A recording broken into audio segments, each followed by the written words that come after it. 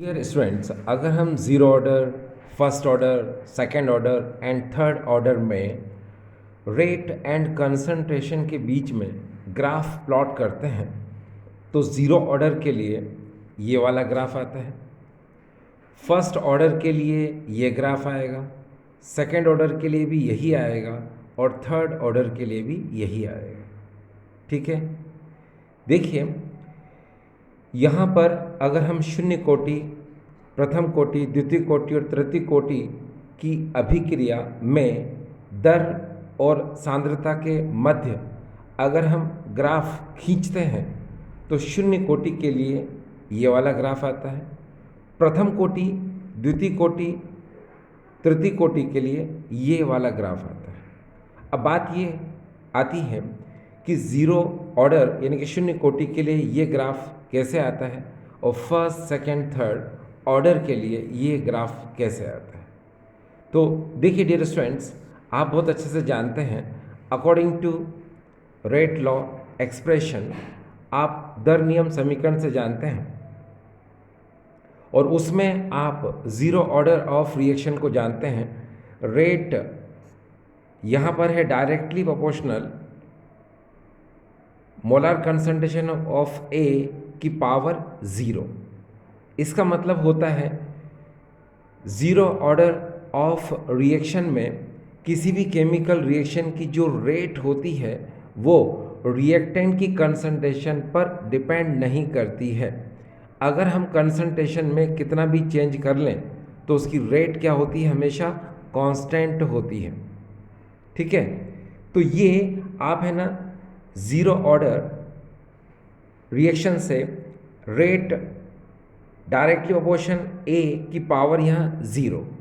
ठीक है, अब ये तो आप जानते ही हैं। यहाँ पर हिंदी में थोड़ा बताऊँ, शून्य कोटि अभिक्रिया एक ऐसी अभिक्रिया होती है जिसमें अभिक्रिया की दर अभिकारक की सांद्रता पर निर्भर नहीं करती है। हम अभिकारक की सांद्रता में कितना भी परिवर्तन कर लें उसमें अभिक्रिया की दर सदैव स्थिर होती है। अब ज़रा यहाँ देखें आप, ये ज़ीरो ऑर्डर से आप जानते हैं रेट है ना डायरेक्टली अपोजिशन ए की पावर यहाँ ज़ीरो। ठीक है, देखो यहाँ ए की पावर ज़ीरो का मतलब होता है कि ज़ीरो ऑर्डर रिएक्शन में जो रेट है वो रिएक्टेंट की कंसंट्रेशन पर डिपेंड नहीं करेगा। ठीक है, अब देखो ये तो आप जान गए ज़ीरो ऑर्डर रिएक्शन के लिए आप जैसे ही डायरेक्टली अपोजिशन का साइन हटाते हैं तो यहाँ पर क्या आ जाएगा, के आ जाएगा। ठीक है, तो रेट इक्वल टू के, ए की पावर यहाँ क्या आ जाएगी, ज़ीरो। ठीक, अब यहाँ पर हम क्या करते हैं कि सपोज़ आपको पता है के को हम लोग बोलते हैं प्रोपोर्शनलिटी कांस्टेंट, समानुपाती स्थिरांक है ये।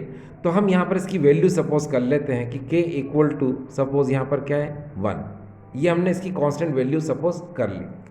अब हम इसकी कंसंट्रेशन को क्या करेंगे, हम अलग अलग कंसंट्रेशन लेते हैं। किसकी, ये ए की, रिएक्टेंट ए की कंसंट्रेशन हम सपोज पहले 2 लेंगे, फिर 4 लेंगे, फिर 6 लेंगे। ये सिर्फ आपको समझाने के लिए है कि ये ग्राफ आखिर ऐसे क्यों आता है। ठीक है, तो देखिए अगर आप यहाँ पर ए की कंसंट्रेशन 2 लेते हैं तो देखिए रेट ऐसा कैसे ही होगा, के की जगह पर यहाँ 1 आ जाएगा। ठीक है, ए की जगह यहाँ 2 आ जाएगा और उसकी पावर क्या हो जाएगी, ज़ीरो। और आप बहुत अच्छे से जानते हैं कि जब किसी की पावर ज़ीरो होती है तो वो 1 के इक्वल होता है। तो रेट इक्वल टू 1 की जगह 1 ही आया और 2 की पावर 0 यानी 1 आया। मल्टीप्लाई किया तो आपने देखा रेट इक्वल टू क्या आया, 1। यहाँ पर रेट क्या आ रही है डियर, ध्यान दीजिएगा, 1 आ रही है। सिमिलरली इसी तरह से अगर आप यहाँ पर ए की जगह पर 4 ले लेते हैं तो क्या होगा, रेट इक्वल टू 1। ठीक है, इनटू ए की जगह पर आपने 4 ले लिया, पावर क्या आ जाएगी, ज़ीरो। आपको पता है पावर किसी की भी ज़ीरो होती है तो हमेशा 1 होता है, तो ये 1 आ गया। अब 1 इंटू 1 इक्वल टू फिर रेट क्या आ गई इसकी डियर, ये 1 आ गई। सिमिलरली अगर आप यहाँ पर ए की जगह पर 6 रखेंगे तो भी रेट उसकी क्या आएगी, 1 ही आएगी। इसका मतलब क्या निकला, इसका मतलब ये निकला कि आप ज़ीरो ऑर्डर रिएक्शन में कंसंट्रेशन में चेंज करते हैं। देखिए पहले आपने 2 रखा, फिर 4 रखा, है ना, यानी कि फिर आप 6 रखेंगे। तो कहने का मतलब ये है कि ज़ीरो ऑर्डर रिएक्शन में अगर आप कंसंट्रेशन में चेंज करते हैं तो रेट हमेशा क्या होगी, उसकी कांस्टेंट आ रही है, यानी कांस्टेंट देख रहे हैं आप, रेट 1 1। अगर 6 रखते तो भी 1 ही आती है ना। तो अब इसके ग्राफ को हम समझते हैं। ठीक है, याद रखना रेट क्या है इसकी, कांस्टेंट है। तो ग्राफ के लिए क्या करेंगे हमने यहाँ पर ये देखिए, ये हमने एक्स एक्सिस पे हमने ले लिया कंसंट्रेशन किसकी, रिएक्टेंट ए की। ठीक है, ये कंसंट्रेशन है किसकी, रिएक्टेंट की, जो इस तरफ क्या होती है, इंक्रीज होती है। और इसी तरह से हमने यहाँ पर इसकी रेट ले ली। ठीक है, रेट ऊपर की तरफ क्या होती है, इंक्रीज होती है। तो एक्स एक्सिस पे हम कंसंट्रेशन ले रहे हैं और वाई एक्सिस पर हम रेट ले रहे हैं। अब देखना क्या होगा, अगर आपने कंसंट्रेशन ये देखिए यहाँ पर 2 लिया सपोज, और 2 को हम इस तरह से लिख देते हैं। देखिए आपको पता है कि इसको हम कैसे भी सपोज कर सकते हैं, ये हम पर डिपेंड करता है। ठीक है, जैसे हमने यहाँ पर 2 ले लिया, फिर हमने यहाँ पर 4 ले लिया, फिर हमने यहाँ पर 6 ले लिया। ये सपोज कर रहे हैं बताने के लिए।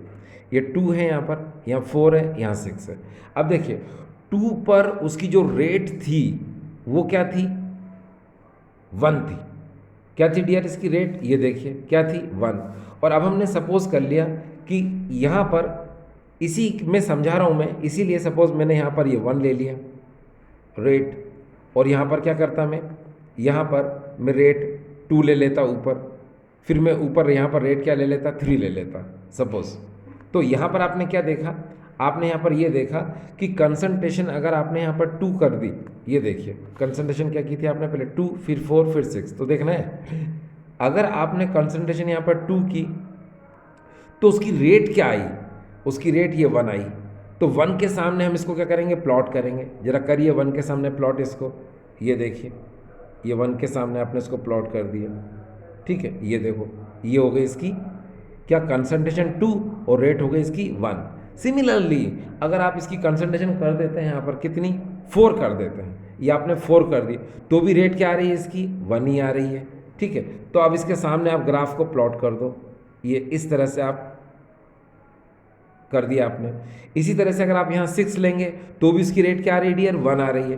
तो आप इसको भी क्या कर दो, यहाँ पर ऐसे आप पॉइंट बना दो, ये इस तरह से इसको प्लॉट कर दो। तो कहने का मतलब ये, अब इस ग्राफ को समझना, मैंने क्या बोला कि कंसंट्रेशन 2 की आपने, तो उसकी जो रेट है वो क्या आई, 1। 1 कहाँ पर, ये 1, ये इसको 1 बोलेंगे यहाँ पर। तो नेचुरल है कि जब हम कंसंट्रेशन ये कर रहे हैं तो पॉइंट कहाँ बनाना पड़ेगा हमको, यहाँ बनाना पड़ेगा। इसी तरह से कंसंट्रेशन अगर हमने यहाँ पर पहले 2 की थी तो ये पॉइंट बना, 4 कर दी तो पॉइंट कहाँ बनेगा, यहाँ, और 6 करेंगे तो कहाँ बनेगा, यहाँ। अब इन सबको मिलाओगे तो आप देख रहे हो आपको एक पैरेलल लाइन मिलेगी। ठीक है, अभी अगर ये समझ में नहीं आया तो एक बार मैं फिर से इसको समझा देता हूँ। देखिए इसको अलग से कि ये देखिए मैंने क्या किया, ये एक्स एक्सिस है और यहाँ पर मैंने क्या किया, ये वाई एक्सिस है। यहाँ पर मैं क्या कर रहा हूँ, ये कंसंट्रेशन, और यहाँ पर मैंने क्या लिया डियर, ये रेट ले लिया।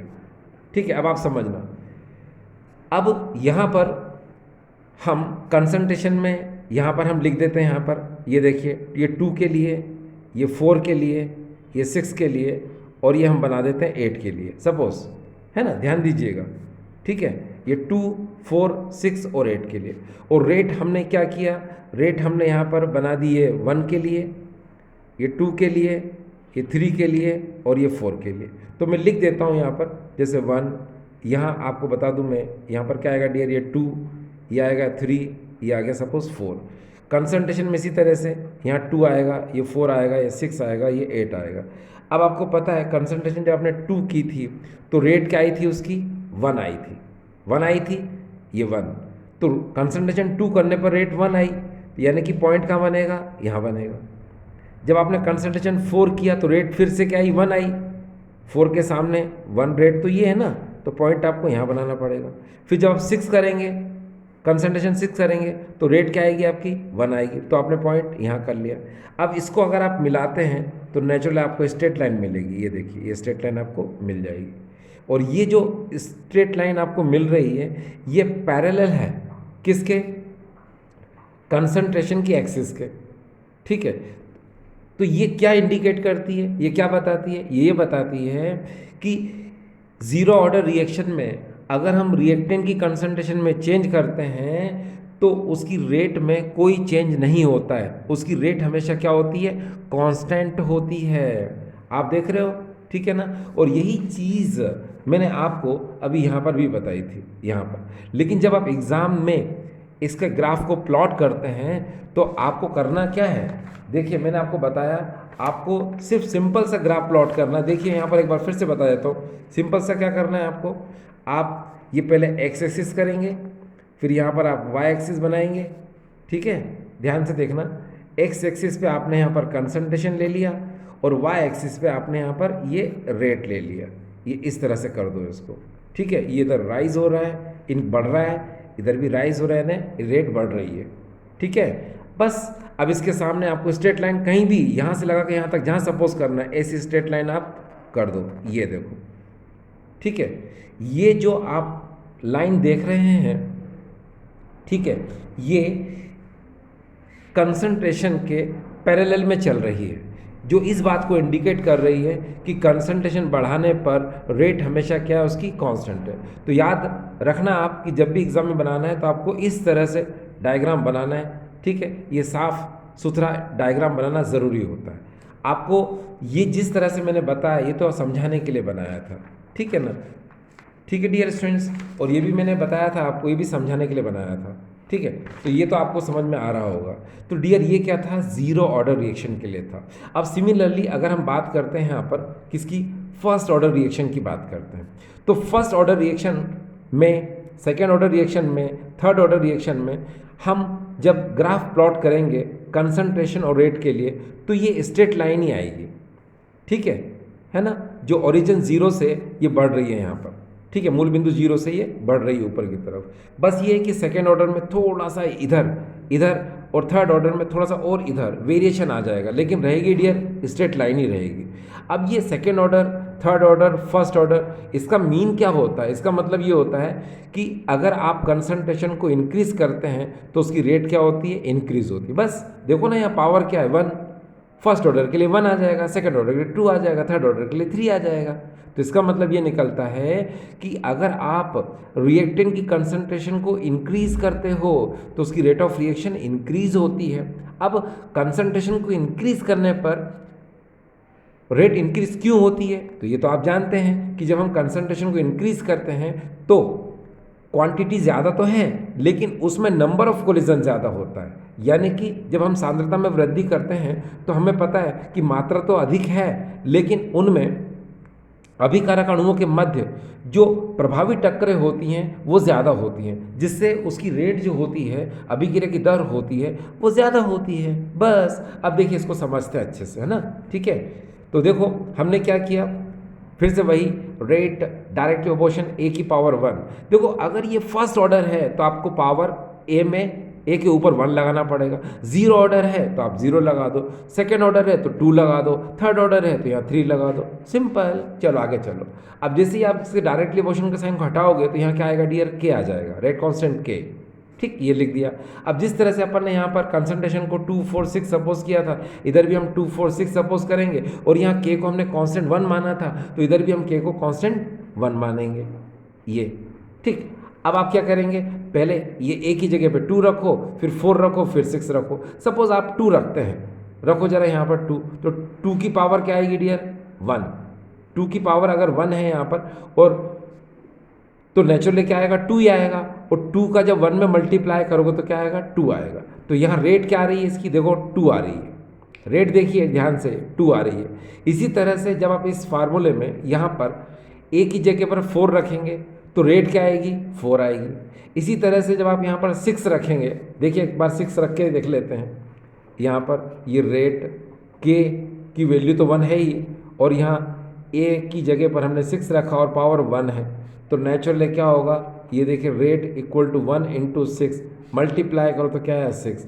तो यहाँ पर क्या आ रहा है, इसकी रेट 6 आ रही है। देखिए रेट बदल रही है डियर, देखिए पहले रेट 2 निकली, फिर रेट 4 निकली, और फिर रेट यहाँ पर क्या निकली, 6 निकली। ये देखिए इसका मतलब क्या निकल रहा है, इसका मतलब ये निकल रहा है कि अगर हम कंसंट्रेशन में चेंज कर रहे हैं, ये देखिए कंसंट्रेशन में चेंज किया तो रेट ये थी, कंसंट्रेशन में चेंज किया तो रेट ये थी, और कंसंट्रेशन में चेंज किया तो रेट ये थी। यानी कि कंसंट्रेशन को इंक्रीज करने पर रेट भी क्या हो रही है, इंक्रीज हो रही है। बस तो यही चीज़ आप इस ग्राफ से समझिए। देखिए सपोज ये एक्स एक्सिस है और यहाँ पर कंसंट्रेशन क्या हो रही है, राइज हो रही है, यानी बढ़ रही है। अब आप कंसंट्रेशन यहाँ पर क्या मान सकते हो, यहाँ तो जीरो होता है आपको पता है। उसके बाद आप यहाँ पर ये 2, ये 4, ये 6, ये सपोज कर लो, ठीक है। अब रही बात रेट की, तो रेट आप पर डिपेंड करता है। आप रेट यहाँ पर जीरो मान रहे हो तो आप यहाँ पर क्या कर सकते हो, इसको आप 2 से भी ले सकते हो, क्योंकि हमने यहाँ 2 लिया है। तो देखो हमने रेट यहाँ पर क्या ले ली, यहाँ 2 ले ली इस पॉइंट पर, ठीक है। यहाँ पर हमने क्या ले ली, ये 4 ले ली, यहाँ पर हमने क्या ले ली 6, और यहाँ पर रेट हमने क्या ले ली 8, ये भी हमने ऐसा कर लिया। अब आप ध्यान से देखना क्या होगा, ये कंसंट्रेशन आपको पता है यहाँ कितनी है, 2 है, यहाँ कितनी है 4 है, और यहाँ कितनी है, ये 6 है। अब देखना क्या होगा, जब कंसंट्रेशन हमने 2 की तो रेट क्या हो इसकी, ये 2, तो नेचुरली हम इसके सामने पॉइंट बनाएंगे तो उसके सामने पॉइंट कहाँ बनेगा, यहाँ बनेगा, ये देखिए बन गया, ठीक। इसी तरह से जब आपने 4 कंसंट्रेशन की तो रेट 4 कहाँ है, ये है, तो इसके सामने आप इसको प्लॉट कर दो, ये पॉइंट बना दो, आपने पॉइंट ये इसके सामने ये बना दिया, ठीक है। इसके बाद आपने जब 6 किया कंसंट्रेशन तो रेट क्या उसकी 6 उसके सामने बना दो, कहाँ 6 के सामने, आप यहाँ पर जो भी हो, ठीक है, आप यहाँ पर बना दीजिए, आपने 6 बना दिए, ठीक है ना। वो इस तरह से, ये सिर्फ समझाने के लिए किया जा रहा है। अब आप क्या करोगे, आप यहाँ पर ये देख रहे हो थोड़ा ऊपर नीचे हो रहा है, इसलिए क्योंकि मैंने यहाँ ज़्यादा डिस्टेंस ली, यहाँ कम डिस्टेंस ली, इसलिए ऐसा हो रहा है। आप प्रॉपर डिस्टेंस लेंगे तो सेम ही बनेगा, ठीक है। चलिए कोई प्रॉब्लम नहीं है, आगे देखिए, सिर्फ समझाने के लिए समझ रहे हैं इसको। अब देखो क्या होगा, 2 के सामने पॉइंट ये यानी रेट ये थी, 4 के सामने रेट ये थी, और 6 के सामने रेट ये थी, ठीक है। तो नेचुरल है कि जब इसको आप स्ट्रेट लाइन में ले जाओगे तो आपको क्या मिलेगा, जीरो से जब आप इस लाइन को एक्स्ट्रा प्लॉट करोगे, देखो एक्स्ट्रा प्लॉट यहाँ से आपने करना स्टार्ट किया जीरो से, तो आपको स्ट्रेट लाइन यहाँ पर ऑब्टेन हुई।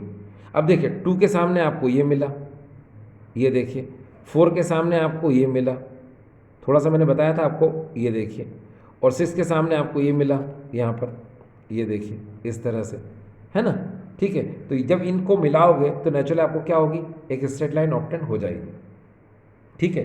तो ये किस बात को इंडिकेट करता है, ये इस बात को इंडिकेट करता है कि कंसंट्रेशन अगर हम राइज करेंगे तो रेट ऑफ रिएक्शन भी क्या होगी, राइज होगी। यानी कि प्रथम कोटि अभिक्रिया में, फर्स्ट ऑर्डर रिएक्शन में रिएक्टेंट की कंसंट्रेशन अभिकारक की सांद्रता में वृद्धि करेंगे तो उसकी रेट ऑफ रिएक्शन यानी अभिक्रिया की दर में भी क्या होगी, वृद्धि होगी। इसीलिए इसका ग्राफ क्या होगा, यही बनेगा। अब मैंने आपसे कहा कि ये क्या है, फर्स्ट ऑर्डर के लिए ग्राफ बनेगा, इसी तरह से मैं आपसे कह रहा हूँ कि सेकंड ऑर्डर के लिए भी यही बनेगा और थर्ड ऑर्डर के लिए भी यही बनेगा। बिल्कुल यहाँ से स्ट्रेट लाइन जाएगी।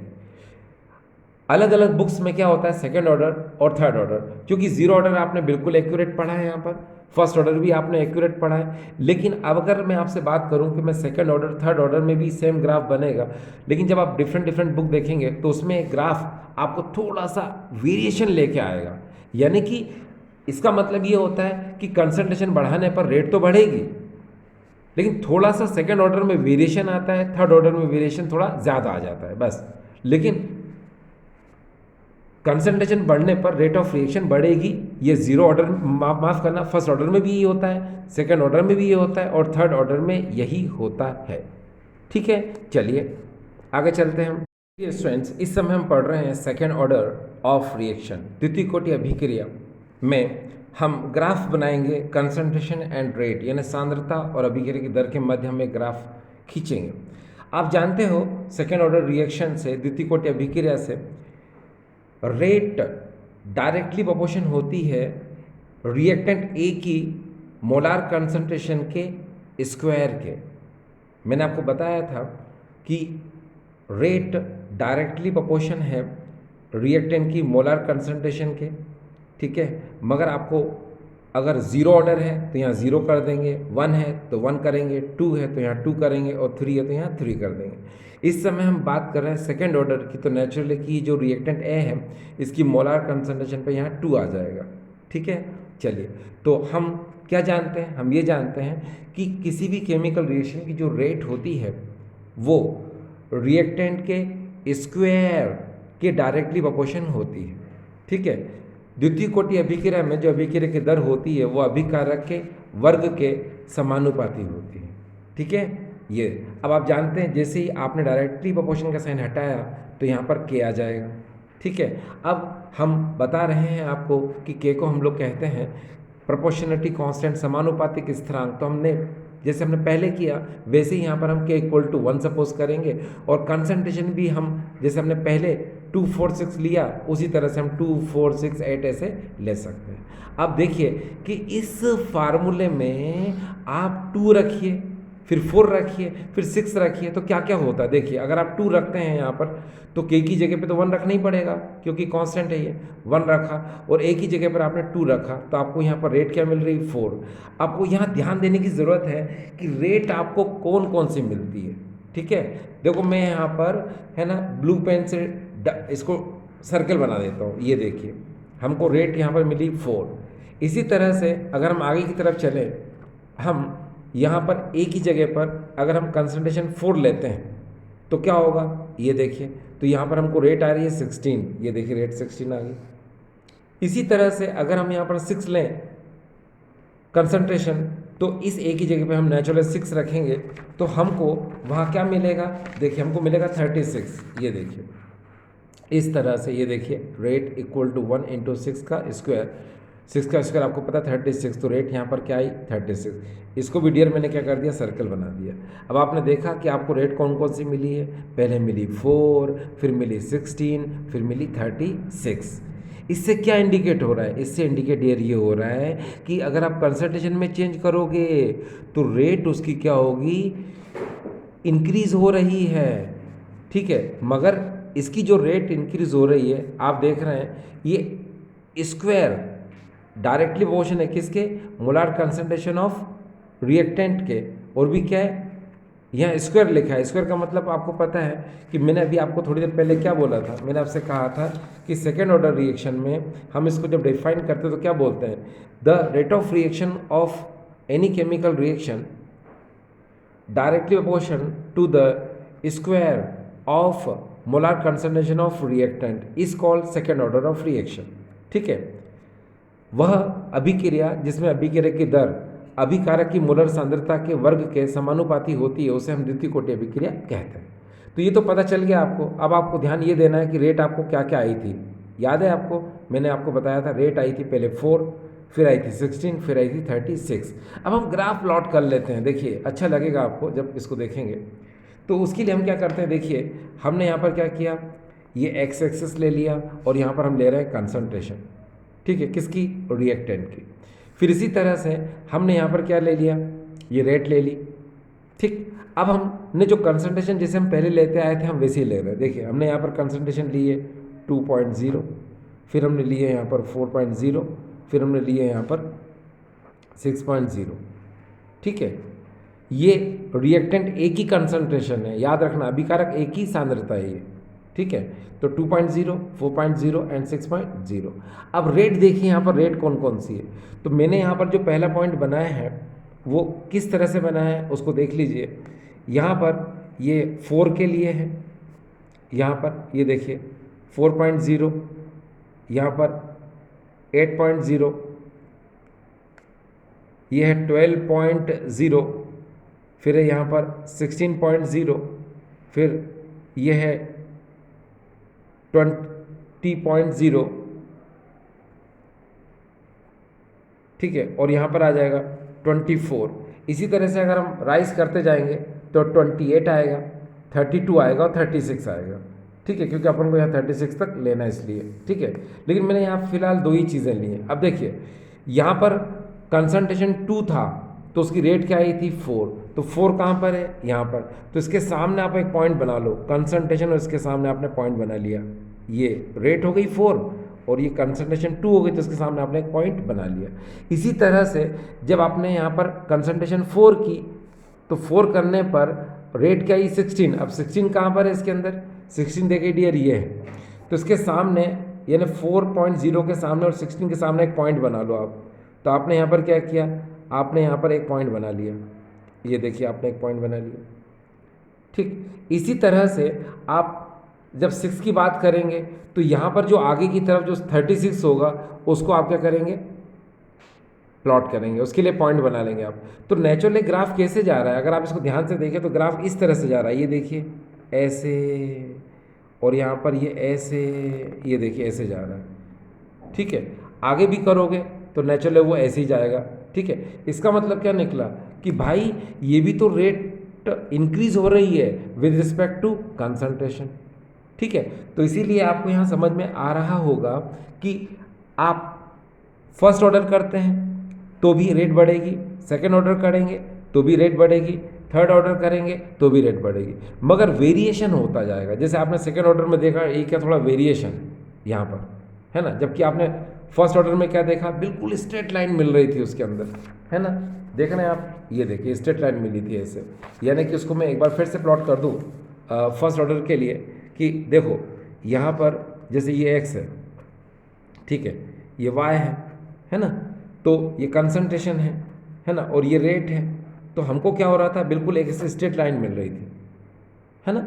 यहाँ पर क्या होगा कि स्ट्रेट लाइन थोड़ी सी वेरिएशन लेकर आएगी, नीचे से होती होती होती फिर ऊपर की तरफ।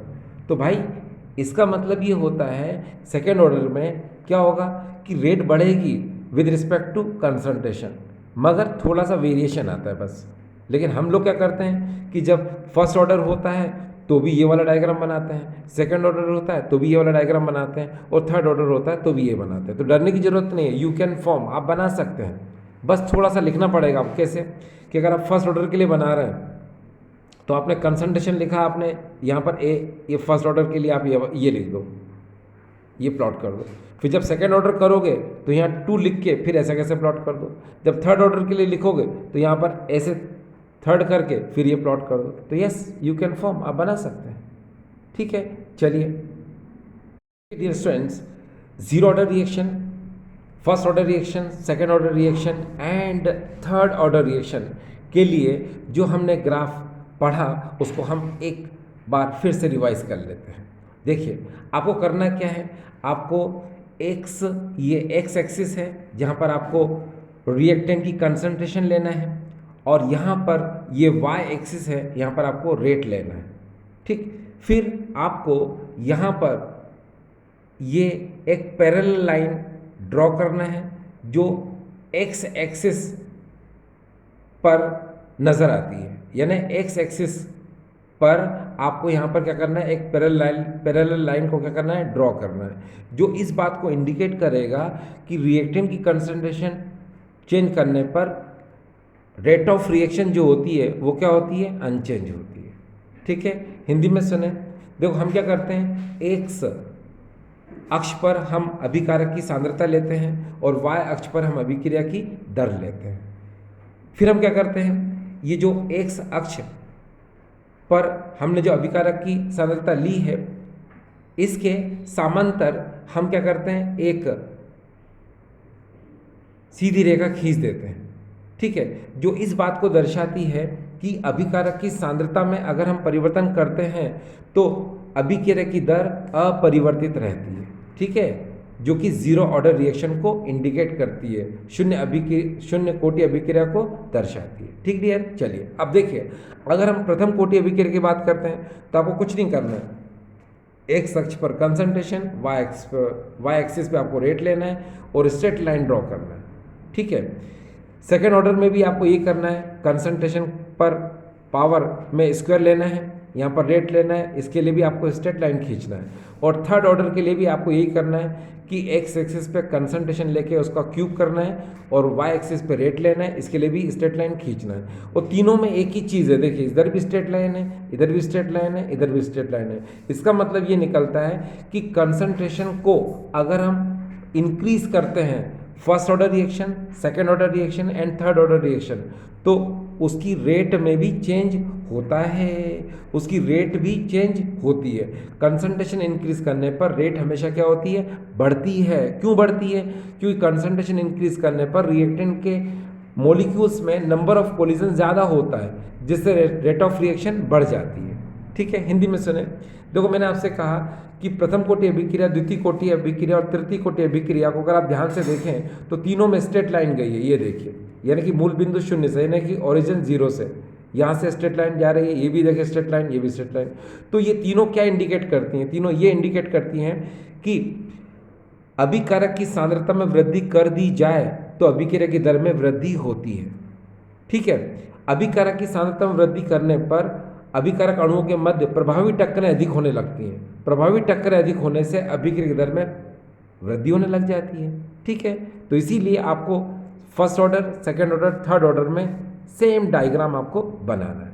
ठीक है स्टूडेंट्स, आई होप आपको आज का वीडियो समझ में आया होगा। ठीक है, थैंक यू।